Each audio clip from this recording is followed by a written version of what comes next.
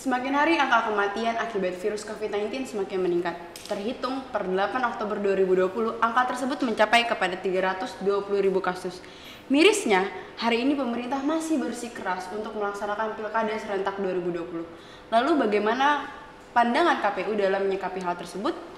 Bersama saya, kita akan mengungkap narasi yang belum pernah didengar.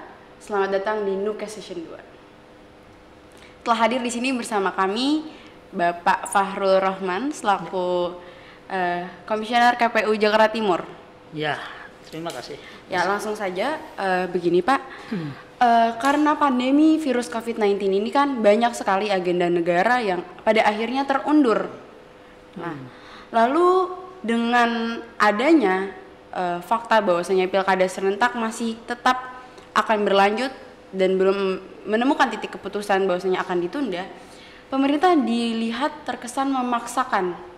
Nah, bagaimana KPU selaku panitia penyelenggara terkait Pilkada serentak tersebut yang mungkin hari ini banyak pandangan publik menilai bahwasanya KPU terlalu manut saja terhadap pemerintah. Coba bagaimana bisa dijelaskan terkait hal tersebut? Ya, boleh saya sambil buka ya? Ah ya, boleh silakan. Biar lebih kedengeran. Iya.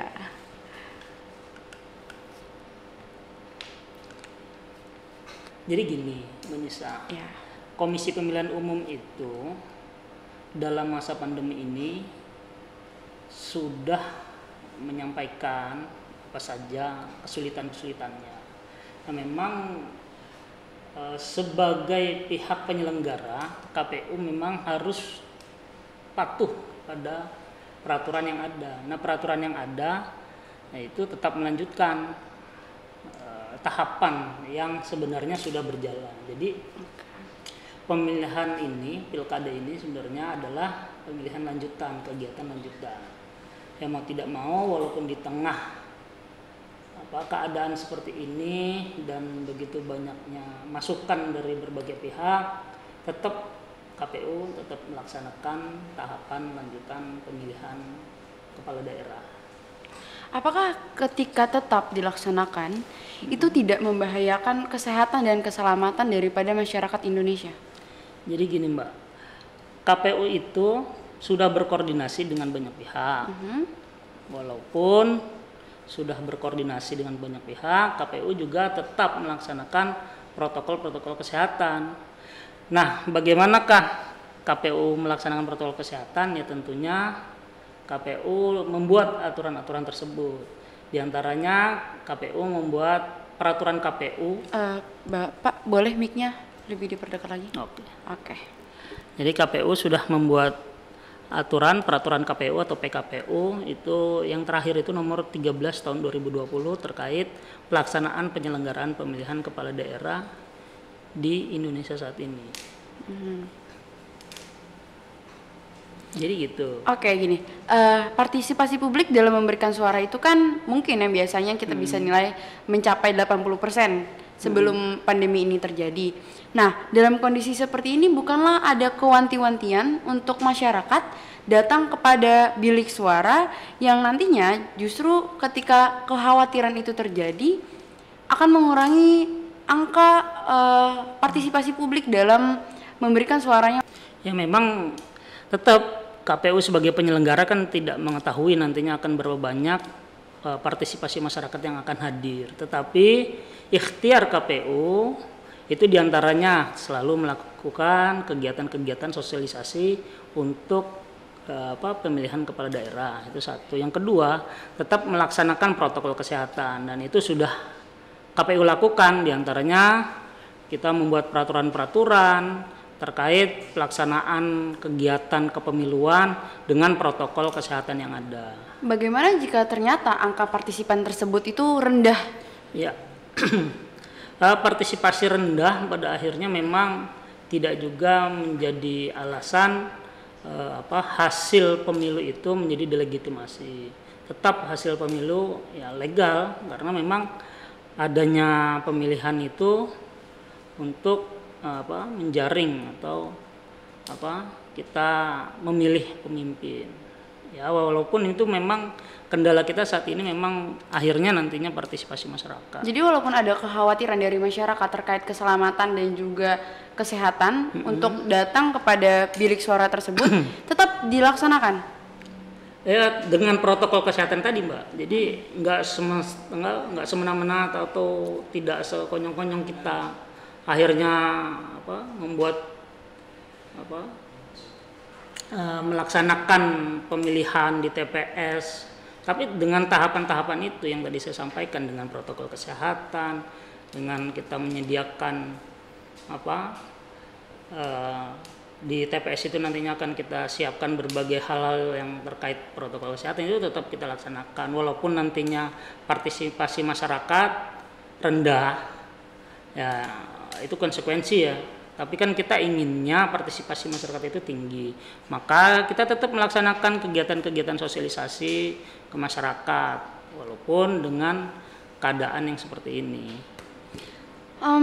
Jadi kan hari ini yang lagi viral dan yang lagi terus dibicarakan oleh banyak masyarakat itu kan terkait pro dan kontranya pelaksanaan pilkada serentak ini. Karena kan di masa pandemi seperti ini, pemerintah dirasakan seperti memaksakan untuk melaksanakan pilkada ini. Nah, makanya itu mungkin yang menjadi kritik sosial daripada masyarakat. Nah, terutama dari ormas-ormas besar yang hari ini pun kita tahu banyak mengeluarkan statement terkait penundaan pelaksanaan pilkada 2020. Bagaimana tanggapan KPU terhadap berita-berita tersebut? Ya benar, Mbak. Kami sangat berterima kasih dan kami sangat mengetahui ya keadaan seperti itu. Ormas-ormas besar juga sudah memberikan masukannya, tetapi harus diketahui bersama aturan ini itu dibuat between ya, antara pemerintah dengan DPR dan KPU melaksanakannya. Jadi tidak bisa akhirnya KPU tiba-tiba menghentikan tanpa ada aturan yang jelas. Malah kita bisa jadi masalah kan gitu. Tapi masukan dari ormas-ormas besar, dari NGO terkait tahapan pelaksanaan pilkada di masa pandemi juga itu merupakan masukan yang sangat baik bagi kami penyelenggara pemilu. Tapi dari dalam tubuh KPU sendiri, apakah ada narasi-narasi terkait penundaan? Sebagai selaku panitia penyelenggara yang mungkin memiliki hak untuk berpendapat. Tidak ada. Karena kita kan patuh dengan aturan yang ada. Jadi kita ini pelaksana, regulator itu kan pemerintah dan DPR. Kita pelaksanaan dari undang-undang. Kalau kita tidak melaksanakan, kita malah melanggar undang-undang. Oh gitu. Jadi dari KPU sendiri pun juga juga tidak bisa mengambil tindakan banyak dan lebih untuk permasalahan penundaan maupun pelaksanaan pilkada serentak itu sendiri. Iya, karena memang ada undang-undang yang mendasarinya. Terbatas sekali berarti ya?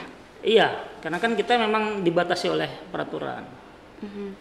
Nah, efek dari penundaan pilkada mungkin yang nantinya bagaimana jika terjadi penundaan pilkada, apa yang sangat signifikan?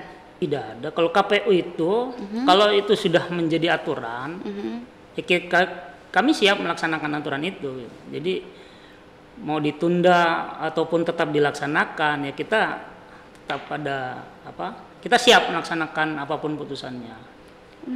Oke, kalau tadi kan pertanyaannya tentang penundaan. Nah, lalu kalau misalnya ternyata tetap dipaksakan dilaksanakan, apa rencana yang akan dipersiapkan oleh KPU selaku panitia penyelenggara dalam melaksanakan nanti Pilkada Serentak 2020? Jadi ada beberapa tahapan, Mbak. Jadi untuk saat ini adalah kegiatan pemilihan itu adalah kampanye. Lalu nanti setelah kampanye itu KPU itu ada kegiatan sosialisasi. Selain kegiatan sosialisasi yang berhubungan dengan masyarakat, kita juga mempersiapkan untuk pemungutan dan penghitungan suara di TPS. Tapi kan dari yang kemarin masa kampanye tersebut udah ada beberapa case yang ternyata melanggar beberapa protokol kesehatan. Ya, masalah pelanggaran itu kan nanti Bawaslu kan. Oke. Nah, cuman kita memberikan aturan kepada peserta pemilihan kepada calon-calon kepala daerah tetap mematuhi protokol kesehatan dan tetap mematuhi peraturan KPU terkait kampanye. Gitu. Jadi rencana-rencana daripada KPU sendiri jika pilkada tetap dilaksanakan yang tadi itu tetap melaksanakan regulasi terkait apakah sistemnya nanti akan virtual? Kalau virtual tidak, pasti akan mencoblos ke TPS. Masyarakat pasti akan datang ke TPS, dan KPU juga sudah membuat beberapa kali simulasi terkait pelaksanaan pencoblosan atau pemungutan suara di TPS dengan dengan menggunakan protokol kesehatan. Oke, jadi peran KPU sendiri itu terbatas ya. KPU tidak memiliki legitimasi untuk pada akhirnya menunda ataupun melanjutkan keputusan pilkada serentak 2020 ini. Karena memang perannya hanya sebatas panitia penyelenggara begitu. Kita kan badan penyelenggara, Komisi Pemilihan Umum itu badan penyelenggara. Tetap peraturan undang-undang itu kan pemerintah dan DPR. Walaupun kita dilibatkan juga dalam perumusannya. Gitu. Tapi tetap tidak memiliki hak veto dalam membatalkan atau melanjutkan. Jika nanti pilkada serentak ini ditunda, apa dampak yang perlu publik ketahui? Karena kan hari ini yang digaungkan adalah penundaan tersebut. Nah, apa dampak yang perlu publik ketahui terkait penundaan dari pilkada serentak itu sendiri? Jadi gini. Pemilihan itu adalah sarana meredam konflik. Dasarnya ya, pemilihan itu adalah meredam konflik atau memanage konflik agar tidak terjadi chaos. Sehingga pemilihan itu harus dilakukan karena ada sirkulasi pergantian kepemimpinan. Nah, memang kesulitannya untuk di masa ini yang pemerintah sampaikan ke kita itu adalah kekhawatiran pemerintah nantinya terhadap peran-peran strategis dari kepala daerah jika tidak dilanjutkan pemilihan kepala daerah. Kekhawatirannya itu apalagi di masa ini, di masa pandemi seperti ini, banyak keputusan-keputusan strategis yang harus dibuat oleh kepala daerah.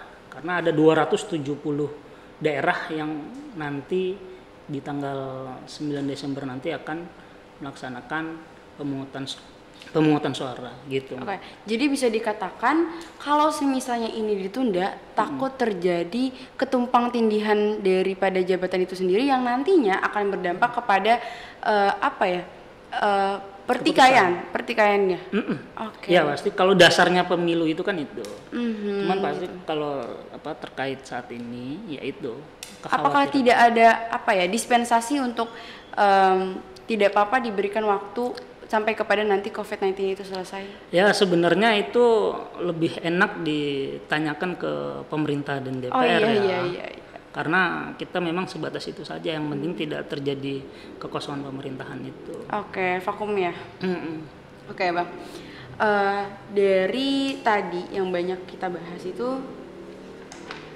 apa sih faktor dari eksternal maupun internal sendiri daripada KPU yang biasanya kan hari ini pilkada digaung-gaungkan untuk dipaksakan. Nah, banyak publik yang ini menurut pandangan publik banyak akhirnya ada tujuan yang dikejar oleh para oknum-oknum pemerintahan yang hari ini melibatkan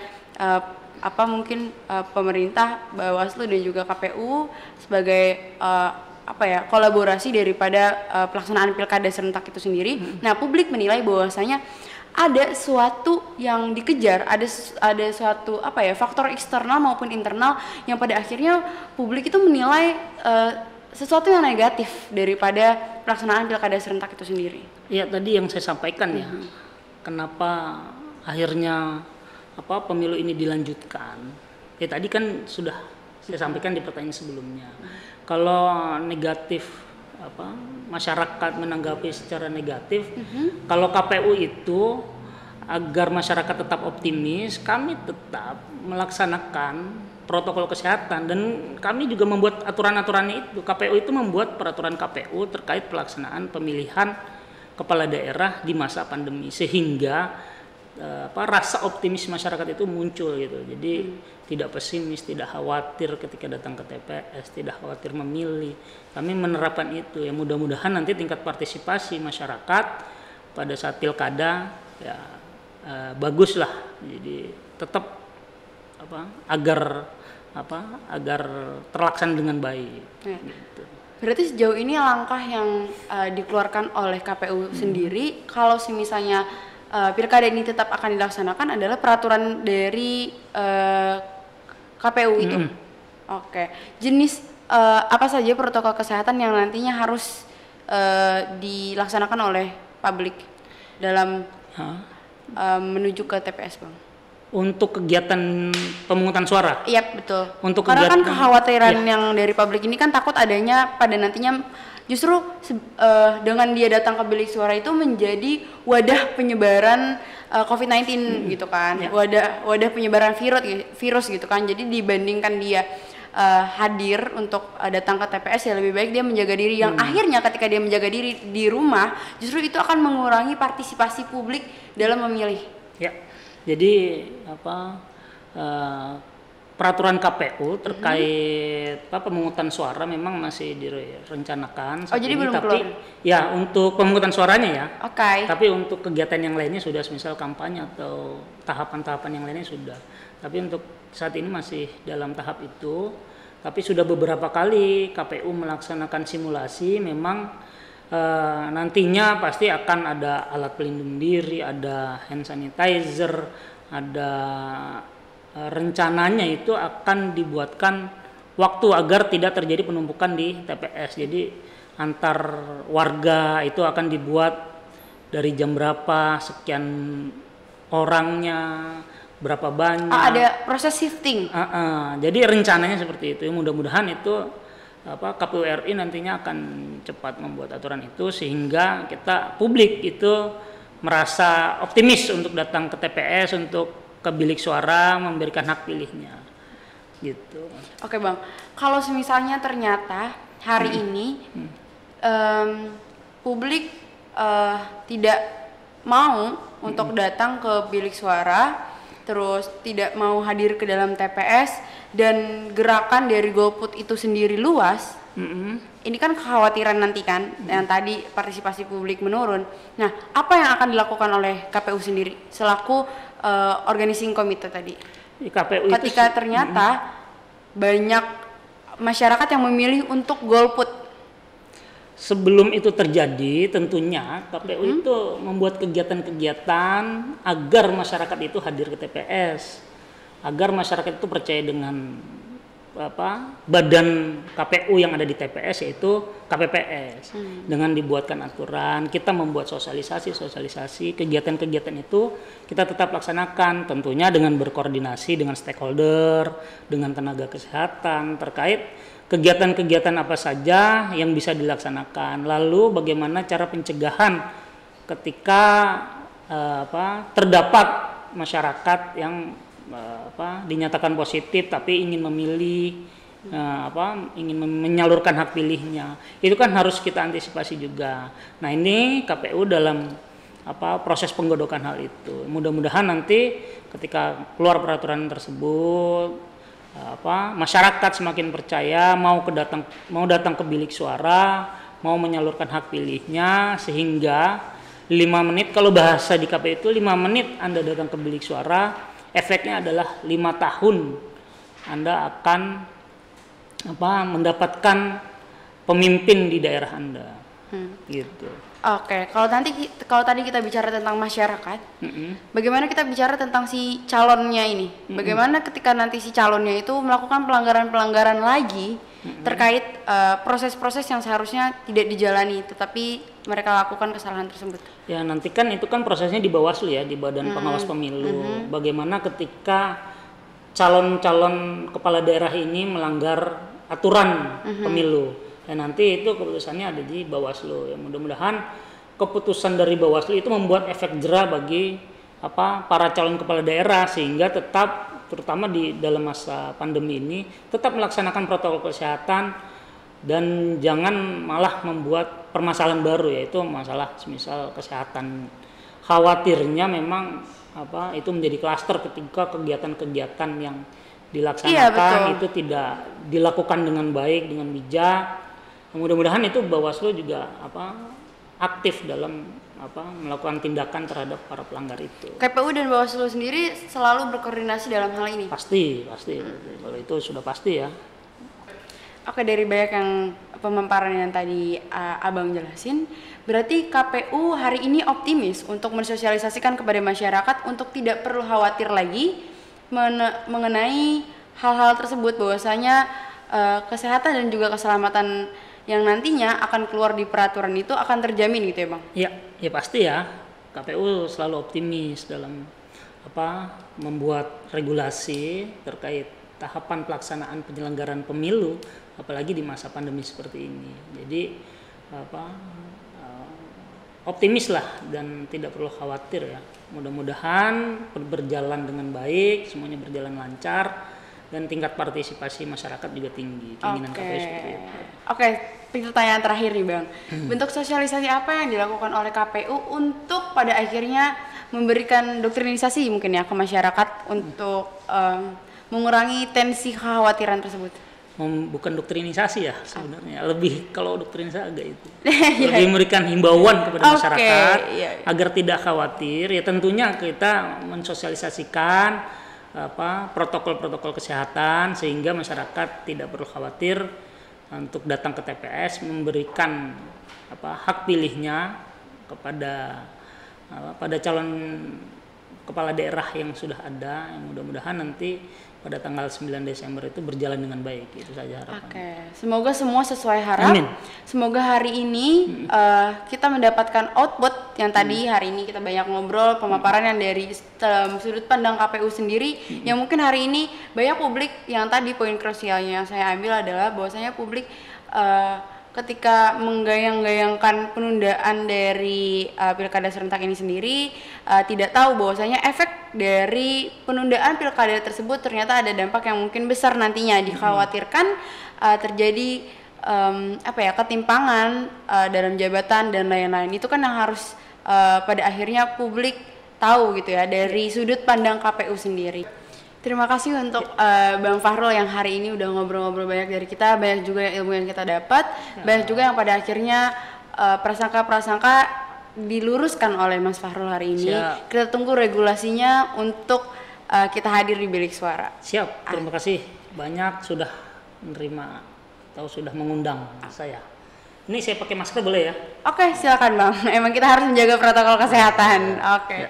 Terima kasih untuk semuanya. Sampai ketemu lagi di Nukes.